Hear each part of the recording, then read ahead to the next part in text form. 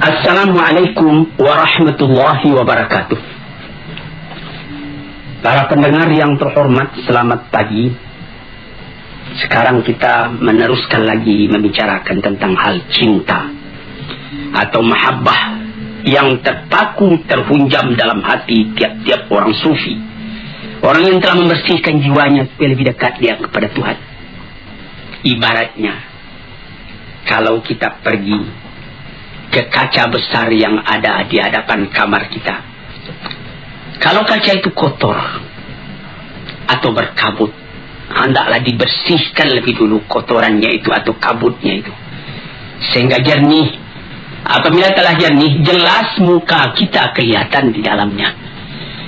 Maka kalau sekiranya kacanya sendiri kotor, berdebu, berkabut, terhalanglah kita untuk melihat apa hakikat yang sebenarnya daripada diri itu. Dan lebih celaka lagi kalau kabut itu terjadi di balik di sebelah sana, sehingga tidak dapat kita menggosok, dia berkabut juga. Sebagai kalau kita naik kapal udara, itu kerahnya, plastiknya 2 tingkat. Yang sebelah kita bisa kita hapus dengan tangan sehingga bersih, tapi masih kotor juga karena yang sebelah lagi belum dapat kita capai dengan tangan kita. Maka usaha kita ialah untuk menjelaskan mahabbah antara kita dengan Tuhan, membersihkan halangan, rintangan yang menghambat kelihatannya kekurangan-kekurangan kita di dalam menghadap Tuhan itu. Kalau sekiranya misalnya saja dengan sesama manusia, bagaimanapun cintanya kita kepada seseorang, kalau mata kita kerut, kalau mulut kita busuk, tentu saja tidak sanggup kita mendekati. Yang kita dekati itu jauh daripada kita. Dilihat bukan dia yang salah, kita yang salah. Nah, ini pembersihan. Sebab itu maka sekarang kita masuk kepada yang ke-9. Dulu baru 8, yaitu memandang banyak walaupun sedikit kita punya kesalahan, dan memandang sedikit walaupun banyak ketaatan kita. Ini yang ke-9, kita punya penutup dulu, lalu kita janjikan akan masuk kepada yang ke-9. Yang ke-8 itulah dia.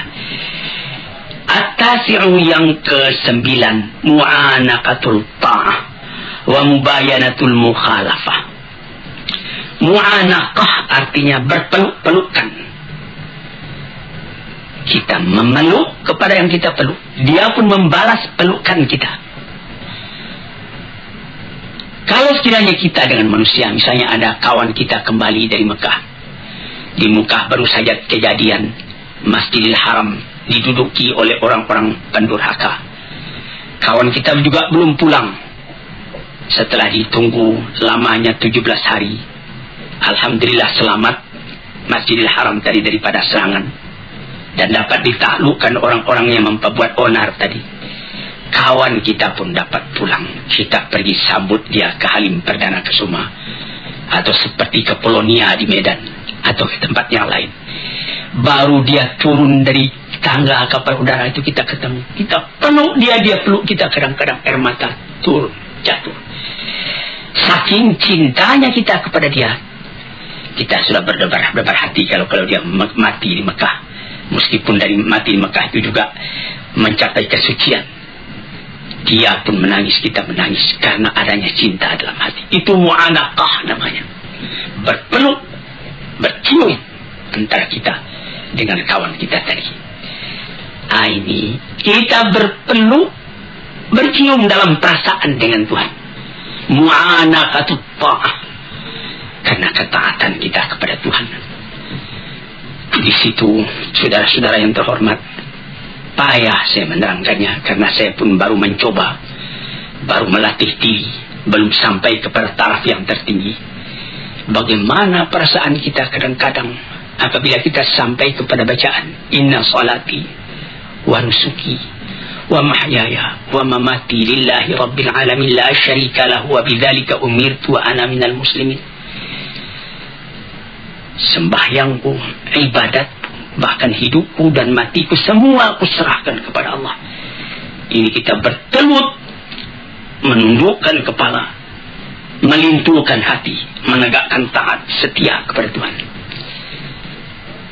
Apabila kita punya permintaan dikabulkan dari sebab tunduknya hati dan ikhlasnya kepada Allah, akhirnya kecintaan kita itu dibalas. Itu namanya mu'anaqatut ta'ah. Berpeluk-pelukan kita dengan yang kita sembah itu karena ketaatan. Wa mubayanatul mukhalafah, artinya lain daripada yang lain. Kalau sekiranya dalam kita sembahyang menghadap pada Tuhan, kita diganggu oleh perasaan yang lain, oleh amwalun iqtaraftumuha tijaratun takhshawna kasada wa masakinu tardawna. Kita diganggu oleh rumah tangga, oleh kekayaan, oleh kebun, oleh gedung, oleh anak, oleh istri, oleh keluarga. Mubayanatil mukhalafah. Bukan itu yang aku tuju ya Tuhanku, Engkau yang aku tuju. Yang lain-lain itu alam semua. Hari ini dengan aku, besok meninggalkan aku, atau aku meninggalkan dia. Maka bertambah teguhlah kecintaan tadi. Sebab itu maka dikatakan oleh ulama-ulama yang telah mendalam dohnya, ibadat yang dikerjakan dengan taat setia itu menambah cinta kita kepada Allah Subhanahu wa ta'ala. Itu kita bisa uji sendiri. Misalnya datang waktu, kita sudah dengar azan di masjid, Allahu Akbar, kita siap, kita pergi ambil wudu, kita sembahyang di awal waktunya, kita kerjakan dengan tertib. Wah, bukan main. Itu mu'anaqatut ta'ah namanya. Tapi kalau kita sudah mulai melalaikan, pukul 12 tengah hari masuk waktu zuhur, pukul 2:30 baru kita kerjakan zuhur tadi, nampak bahwa kita cinta kepada Tuhan itu kendor. Nah, di sini tuan-tuan yang terhormat, yang ke-9. Jadi perkataan ini adalah dari seorang sufi, Sahal bin Abdullah At-Tusturi namanya. Yang ke-10, dukhulu sifatil mahbubi alal badali min sifatil muhib. Ini ada seorang sufi namanya Junaid al-Baghdadi mengatakan, yang mahabbah itu, cinta kepada Allah itu ialah masuknya sifat Tuhan yang dicintai itu ke dalam diri kita sebagai ganti daripada sifat yang mencintai, yaitu sifat kita sendiri. Ini lebih mendalam lagi perkataan dari Junaid al-Baghdadi ini,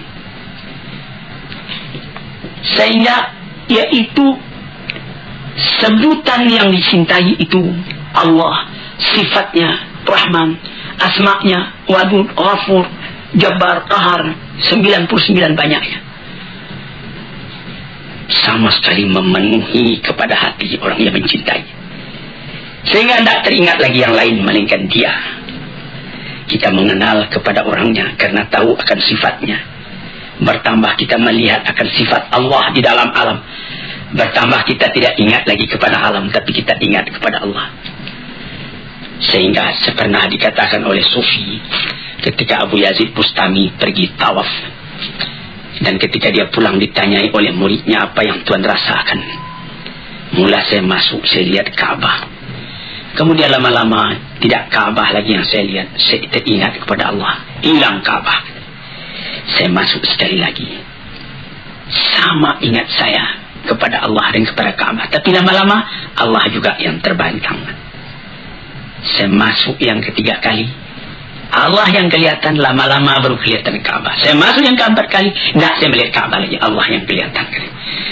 Ini perkataan ahli-ahli tasawuf ini. Kalau kita dalami, kita alami, kita dalami dan kita alami, akan terasa dalam hati. Mata melihat alam, hati melihat Tuhan. Sehingga kemana saja mata memandang, bukan alamnya nampak lagi, Allah yang kelihatan, dari basar kepada basirah. Jadi katanya Junaid al-Baghdadi itulah mempengaruhi sebutan yang kita cintai itu, sifatnya, namanya di dalam hati kita, sehingga tidak ada lagi yang lain melainkan itu yang memenuhi hati.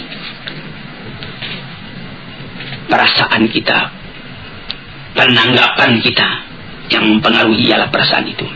Sehingga segala perasaan, segala penanggapan bertukar sama sekali menghadapkan Tuhan. Dengan demikian itu bertambah lama, karena latihan itu bertambah bergantilah sifat kita yang tercela kepada sifat Tuhan yang terpuji, yang tercinta, sehingga sesuailah sifat kita dengan sifat Allah ala taqatil basyariyah, atas kesanggupannya seorang manusia. Yang ke-12,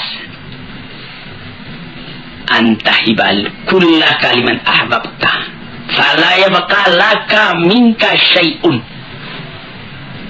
Engkau berikan keseluruhannya kepada yang engkau cintai. Ini adalah keinsafan belaka. Karena kalau kita fikirkan, tidak ada yang kita punya di dalam alam ini sama sekali kepunyaan Tuhan. Walaupun songkok yang kita pakai, baju yang kita pakai, celana, sepatu, arloji dan lain-lain yang lekat di badan kita ini, tambah kita dalami, ini sama sekali cuma pinjaman. Dengan takdir dan dengan izin Allah Subhanahu wa Ta'ala, saya bikinlah gubuk-gubuk saya di Kebayoran Baru dari Empatah nomor 3 Perintah 3 nomor 1. Beberapa tahun yang lalu, kira-kira 20 tahun yang lalu, ada kawan bertanya, ini rumah Buya ini, rumah Tuhan ini, rumah Bapak ini. Saya bilang, bukan, ini rumah Tuhan dipinjamkannya kepada saya selama saya masih hidup. Atau barangkali juga masih saya hidup sudah tidak saya yang punya lagi. Mengangguk kawan tadi, lalu saya tuliskan, hadza min fadli Rabbi, ini rumah adalah kurnia Tuhanku. Liyabluwani ashkuru am ashkur, untuk menguji aku syukur aku kepada Allah, am akfur, atau aku melupakan jasa Allah kepada aku. Jadi kufur namanya. Rumah tangga, sawah berjenjang, bandar buatan, mobil dan lain-lain sebagainya, itu pinjaman semua. Jangankan itu, nyawa kita sendiri pun pada hakikatnya bukan kita yang punya. Kenapa begitu? Yang kita punya kan kita menguasainya. Apakah Tuhan berkuasa atas nyawa Tuhan? Apabila maut datang, la yastati'una sa'atan wa la yastaqdimun. Perintah Allah datang, Tuhan dipanggil ke hadratnya, satu saat tak boleh terkemudian, satu saat tak boleh terdahulu. Bukan atas kehendak kita, tapi atas kehendak Tuhan. Jadi dengan jalan seperti itu kita pun insaflah. Karena memang tidak kita yang punya. Berikan semua kepada Tuhan. Tidak ada di tangan engkau sesuatu juga lagi, melainkan pinjaman dari Tuhan. Inilah perkataan dari Abu Abdullah Al-Qurashi, seorang sufi lagi. Demikianlah kata beliau tujuan cinta dan hukumnya. Berikan iradat engkau, kemauan engkau, kehendak engkau, perbuatan engkau, harta engkau, waktu engkau kepada Allah, kepada yang engkau cintai. Engkau jadikan semuanya itu terikat di dalam ridha Allah dan kecintaan Allah. Tidak ada engkau mengambil untuk diri engkau sendiri kecuali apa yang diberikan oleh Allah. Dengan keinsafan, ini pinjaman. Fata'khudahu maminhu lahu. Engkau boleh ambil itu semua dengan tidak engkau lupakan bahwa ini cuma pinjaman. Yang ke-12, antamhu minal qalbi ma siwal mahbub. Ini perkataan Shibli. Tadi itu ada perkataan dari Abdullah Al-Tusturi, Sahal bin Abdullah Al-Tusturi, ada perkataan Junaid Al-Baghdadi, ada perkataan Abdullah Al-Qurashi. Sekarang perkataan Shibli.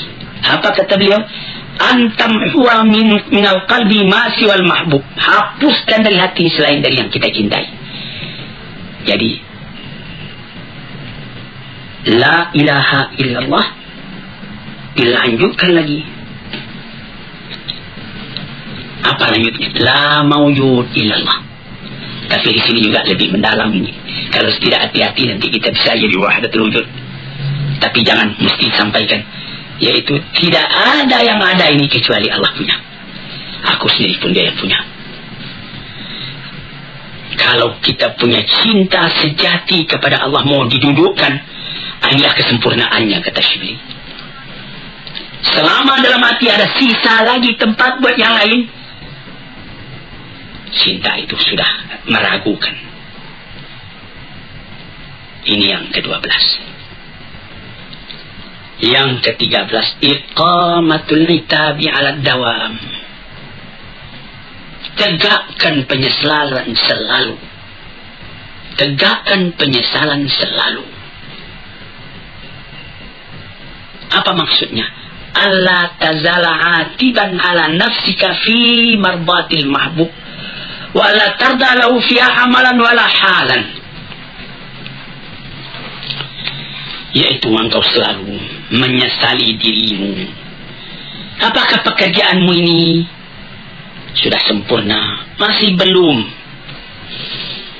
Masih banyak yang kurang. Nikmat terlalu banyak sebagaimana di dalam nomor 7 dulu, istiqlalul katsir min nafsika wa istiqrarul qalil min habibika. Memandang sedikit walaupun banyak yang engkau kerjakan. Memandang banyak walaupun sedikit nikmat yang engkau terima dari Tuhan. Tuan-tuan yang terhormat, kalau Tuan pelajari, Tuan renungkan pengajian tasawuf ini, barangkali banyak kesulitan dalam rumah tangga yang dapat Tuan obat sendiri. Saya hampir tiap petang orang datang ke rumah saya, mengadakan konsultasi, menanyakan keadaannya, menyebut kesusahannya dan lain-lain sebagainya. Ada yang mengatakan, saya sudah menjalankan fatwa Bapak. Saya sudah tahajud kalau malam. Kalau siangnya saya sudah sembahyang duha sampai 8 rakaat. Saya sudah mengerjakan sembahyang tobat hampir saban hari. Saya sudah mengerjakan sembahyang tasbih dan lain-lain sebagainya. Apakah itu sudah sempurna? Nah, disinilah kajian ke-13. Selalu tanyai diri. Karena menurut yang saya terima dari guru saya, ayah saya, Syekh Abdul Karim Amrullah, beliau mengatakan dalam riwayat yang beliau baca, Sayyidina Abu Bakar Siddiq itu badannya kurus, matanya cekung, perutnya kempis.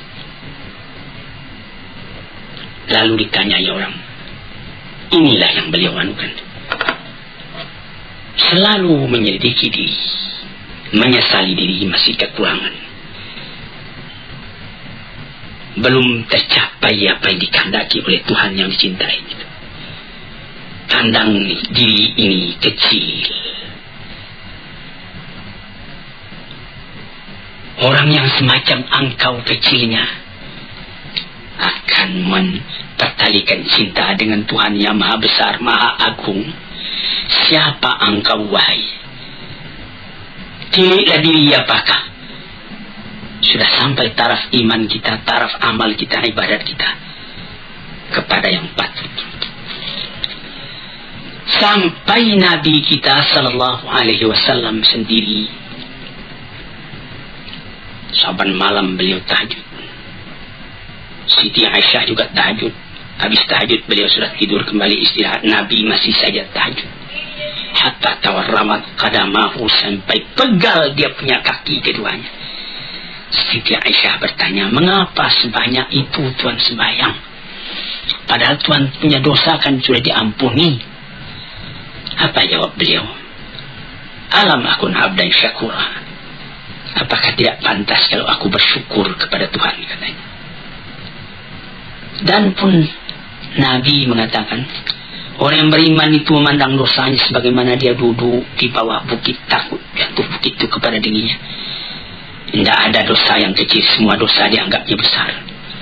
Yang di dalam kata modern tabkitul bangir, atau tolakkan hati atas perbuatan sendiri yang salah. Sekian 24 jam sehari semalam disediakan buat beribadat kepada Tuhan. Tidaklah cukup kita memenuhi yang 24 jam itu dengan ibadat, melainkan kelalaian juga yang ada. Kita sembahyang, tapi kita berjalan lagi, kita bekerja lagi. Memang Tuhan juga yang menyuruhkan. Tapi berapakah lamanya kita ingat kepada Tuhan? Nah, inilah yang nomor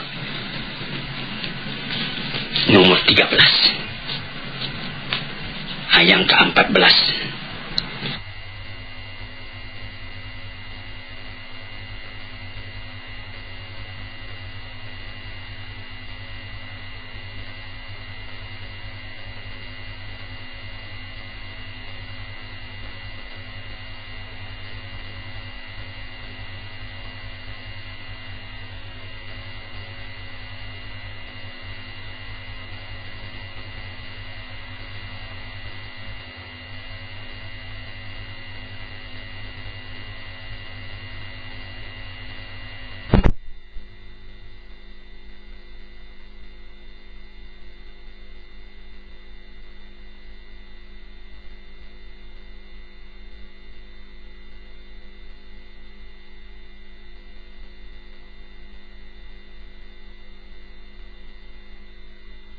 Tughara 'alal mahbub an yuhibbahu mislak. Ini perkataan Shibli juga. Apa katanya? Engkau cemburu kepada Tuhan yang engkau cintai itu. Kenapa? Orang yang semacam engkau mencintainya. Memandang hinanya, kecilnya diri, sebagai sambungan penjelasan dari nomor 13 tadi. Ghirah. Apakah baru yang saya dapat kerjakan dalam umur yang terbatas ini, dalam tenaga yang terbatas ini, dalam angan-angan yang menggerek langit, tetapi kita tidak dapat terbang ke udara.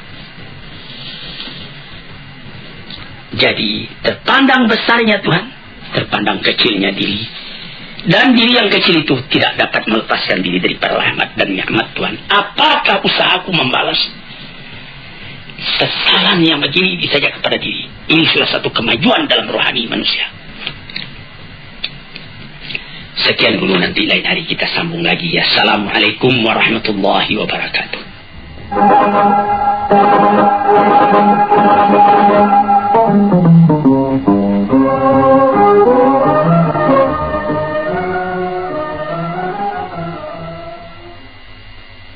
Assalamualaikum warahmatullahi wabarakatuh. Para pendengar, peminat kuliah subuh yang saya cintai dan saya hormati, saya ucapkan selamat pagi dan selamat mengerjakan ibadat sembahyang subuh. Badan sehat, langit cerah, alam terkembang, dan nikmat Allah berlimpah ganda datang kepada diri kita masing-masing. Pada waktu yang sudah di dalam memperkatakan soal-soal tasawuf agak panjang, telah kita bicarakan tentang mahabbah, tentang hubungan kita dengan Allah, hubungan kasih, hubungan cinta, hubungan kasih sayang. Hampir 2 bulan pengajian kita tentang cinta ini. Sekarang setelah kita mengaji tentang cinta, kita akan terus kepada akibat dari cinta. Apa akibat dari cinta? Cinta itu sendirinya menimbulkan cemburu atau menimbulkan ghirah dalam bahasa Arabnya. Dalam keadaan yang lain, di dalam bahasa yang populer juga disebut fanatik. Kalau orang mengakui cinta kepada Allah tetapi tidak ada ghirahnya, orang yang mengakui cinta kepada agamanya tetapi tidak ada cemburunya apabila agama itu diganggu orang, apabila keyakinan hidupnya kepada Tuhan dicimoohkan orang misalnya, maka tidak ada baginya konsekuensi dari cinta. Sebab cinta itu menghendaki kesatuan pikiran kepada yang dicintai itu. Sekarang ini kita masuk membicarakan tentang soal ghirah itu, soal cemburu itu. Ini panjang lebar juga dibicarakan di dalam Al-Quran ataupun di dalam hadis. Yang mula-mula dijadikan menjadi dasar ketika membicarakan tentang ghirah, tentang cemburu, atau dalam bahasa sehari-hari yang telah banyak kita pakai tentang fanatik, adalah sabda Allah Subhanahu wa Ta'ala yang tersebut di dalam Al-Quran. Innama harrama rabbiyal fawahisha ma zahara minha wa ma batan. Apa artinya? Sesungguhnya tidak lain yang diharamkan oleh Tuhanku ialah perbuatan yang keji, baik yang nyata atau yang tersembunyi. Jangan berbuat keji. Keji itu menimbulkan ghirah dalam hati orang yang beriman. Ini dijelaskan di dalam hadis yang dirawikan daripada Abdullah bin Mas'ud radhiyallahu anhu, sahabat Rasulullah, di dalam sebuah hadis yang sahih riwayat Bukhari dan Muslim. Qala Rasulullah sallallahu alaihi wasallam, ma ahadun aghyar min Allah. Tidak ada sesuatu jua pun yang lebih cemburu dari Allah. Allah itu sangat pencemburu.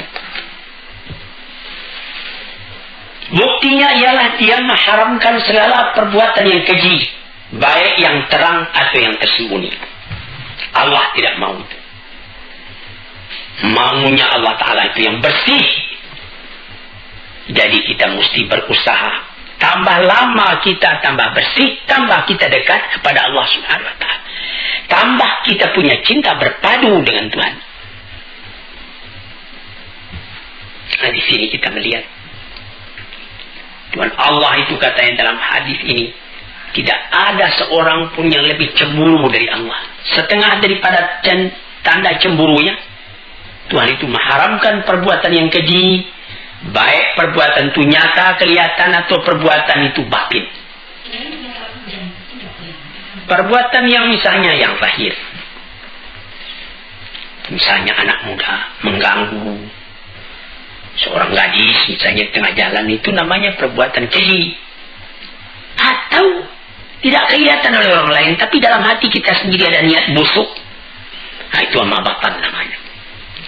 Kita ketawa dengan orang, tapi kita punya hati benci kepada orang. Nah, itu namanya yang batin itu. Kita hendak menganiaya kepada orang tadi. Nah, sebab itu maka dijagalah perbuatan yang lahir yang akan nyata kepada sesama manusia, atau akidah yang batin. Kalau sekiranya rasa-rasa batin itu masuk, lekas perangi. A'udzubillah, aku berlindung kepada Allah, sehingga hilang perasaan-perasaan yang tadinya yang batin itu. Jadi di situ maka kecemburuan Tuhan itu pun dapat dihindarkan. Lantas kemudian sambungan hadis, wa ma ahabba ilahi madah min Allah wa min ajli dzalika asna ala nafsihi. Tidak ada seorang pun yang lebih suka akan pujian melainkan Allah, sehingga beliau sendiri pun asna ala nafsihi, memuji kepada dirinya. Jadi bagi Allah bukanlah namanya tawadhu, merendahkan diri kalau dia berkatakan Allahu la ilaha illa ana, saya yang Tuhan, tidak ada Tuhan yang lain. Itu bukan kesombongan, tapi itu adalah daripada alamat kecintaannya Tuhan kepada pujian atas perbuatan Tuhan itu. Dan memang tidak namanya mengambil muka. Kalau kita lihat keindahan alam lalu Tuhan kita puji, alhamdulillah, segala puji bagi Allah Rabbul Alamin, Rabbil Alamin, Tuhan dari seluruh alam ini. Maka Allah pun memuji kepada dirinya. Kemudian itu ma ahadun ahabba ilayhi al-'udhr min Allah, dan tidak ada seorang pun yang lebih disukai daripada orang yang merasakan kekurangan pada dirinya, mengakui kekurangan itu. Tuhan Allah tahu kekurangan kita itu, kelalaian kita itu, tidak tahu jalan, maka dibuktikan oleh Tuhan hal itu dengan mengirim rasul-rasul. Dikirimnya rasul-rasul sejak dari Nabi Adam atau Nabi Nuh sampai kepada Nabi Muhammad sallallahu alaihi wasallam, menunjuki kepada manusia jalan yang harus ditempuh di dalam kehidupan dunia ini. Jadi di dalam hadis yang sahih yang lain yang diriwayatkan oleh Abi Salmah dari Abi Hurairah radhiyallahu anhu, Rasulullah pun pernah mengatakan, "Innallaha yaghar wa innal mu'mina yaghar wa ghairatullah an ya'ti al-'abdu mahram 'alaihi." Tuhan Allah itu menurut hadis yang sahih ini pencemburu. Orang mukmin pun pencemburu sebagai cemburunya Allah. Maka ghirahnya Allah itu yaitu yang akan menimbulkan cemburunya Tuhan kalau ada hambanya yang sengaja berbuat barang yang dilarang oleh Allah. Itu Allah tidak suka. Dia cemburu keadaan demikian itu. Mengapa demikian? Nah, kalau tidak ada cemburunya itu tanda tidak ada cinta. Kita bawa saja misalnya kepada misal yang lahir dalam kehidupan kita sendiri. Kita mengatakan cinta kepada istri, cinta sejati kepada istri, tulus ikhlas sehidup semati. Lalu tentu kita tidak senang kalau ada orang lain yang pergi mengganggu istri kita itu. Kita cemburu. Lalu ada orang dibiarkannya saja istrinya bermain-main bersandar gurau dengan laki-laki lain. Nah, itu orang dikeragui cintanya. Tandanya cintanya itu tidak bulat. Atau barangkali orang itu dayus. Tidak ada lagi rasa cemburu dalam hatinya. Ini orang-orang celaka. Sebagaimana pepatah orang Arab, "Fatana likulli musibatin fi dinihi wa idza yusabu fatina likulli musibatin fi malihi wa idza yusabu bidinihi lam yash'ur." Sangat halus perasaannya. Dia merasa cemburu kalau akan terganggu harta bendanya. Tetapi kalau agamanya yang tersinggung dia tidak merasa. Ini orang juga sudah orang sakit. Tidak ada kecemburuan sejati dalam dirinya. Jadi cemburu ini mesti ada. Kita sebagai umat yang beragama mesti ada cemburu. Karena dari sebab cinta kita kepada agama tadi. Misalnya ada orang injak-injaknya Quran, lalu kita ketawa saja. Tandanya kita tidak beres. Tandanya kita tidak menghargai Al-Quran. Demikianlah seterusnya. Jadi cinta itu adalah akibat, cemburu itu adalah akibat dari cinta.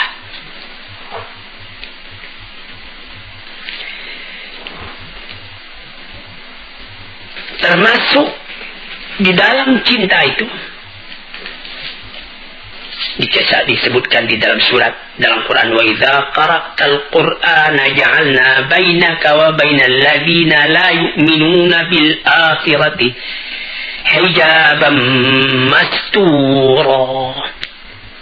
Nah, ini orang yang tidak timbul cemburu dalam hatinya.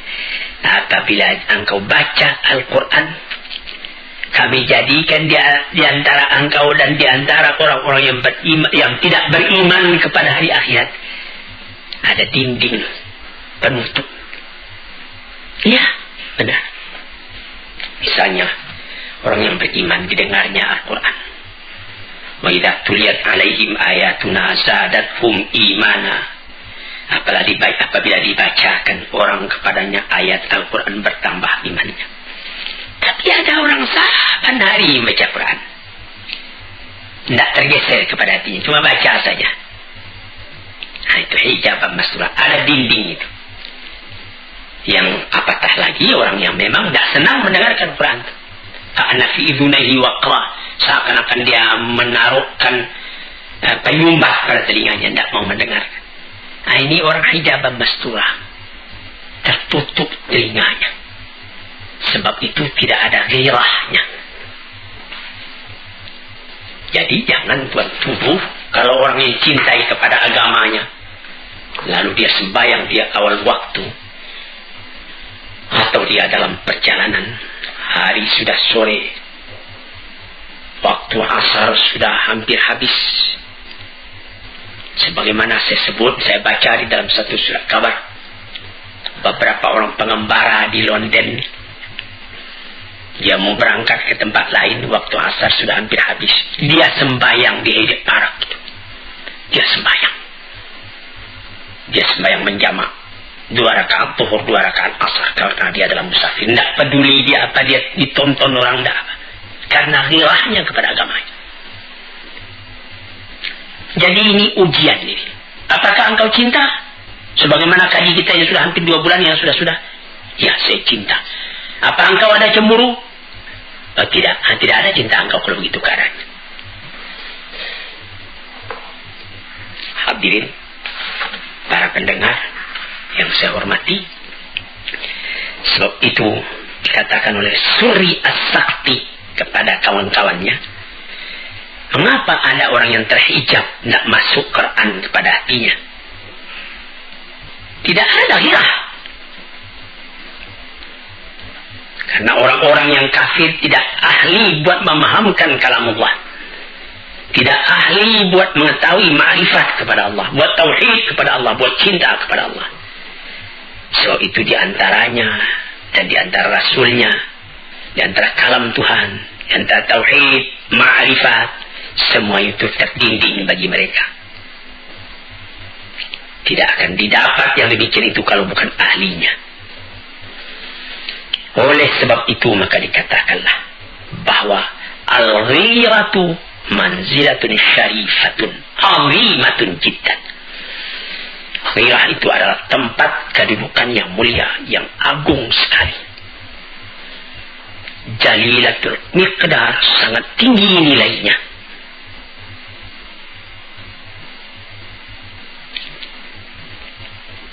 Nah, di situ. Jadi ghirah itu yaitu tidak suka dicampuri, tidak suka diganggu gugat hubungan kita yang begitu mesra dengan yang paling kita cinta,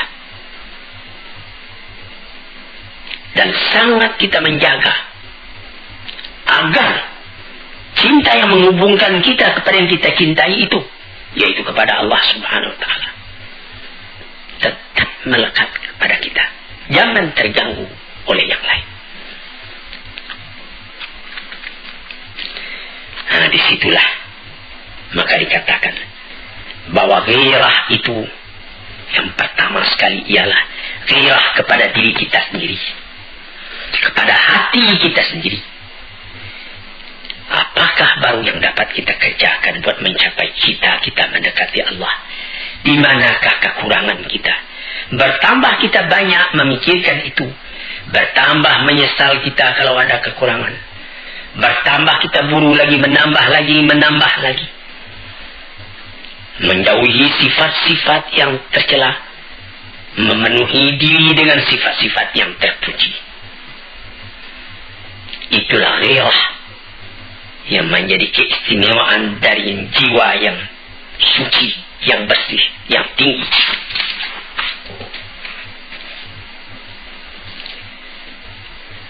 Maka jiwa atau diri yang rendah tidak dapat mencapai itu.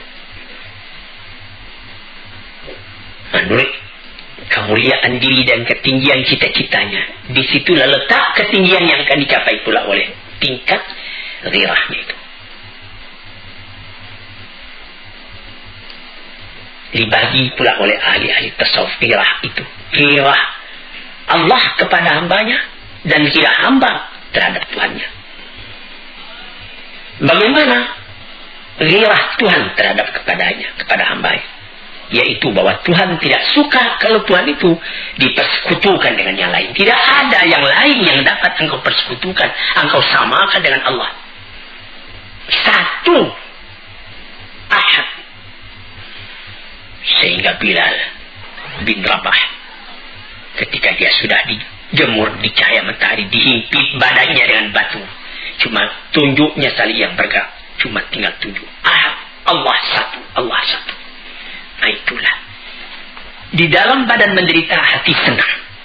Karena teguhnya menyanggirah kepada keyakinan. Hadirin, nah bagaimana pula ghirahnya Tuhan kepada hamba, kepada Tuhannya? Ghirah kepada dirinya dan ghirah kepada orang lain. Adapun ghirah kepada Tuhannya, tidak dia jadikan amalnya, perkataannya, ahwalnya, waktunya, nafasnya selain untuk Tuhan. Dan kalau ada orang lain yang mengganggu hubungan dengan Tuhan itu, timbul marahnya. Dan dia tidak mau kalau haknya dengan Tuhan itu dipandang enteng oleh orang yang memandang enteng. Hadirin yang terhormat, kita habisi hingga itu dulu. Agak 2-3 kali lagi kita bicarakan pula tentang hal ghirah itu. Ghirah akibat daripada mahabbah. Assalamualaikum warahmatullahi wabarakatuh.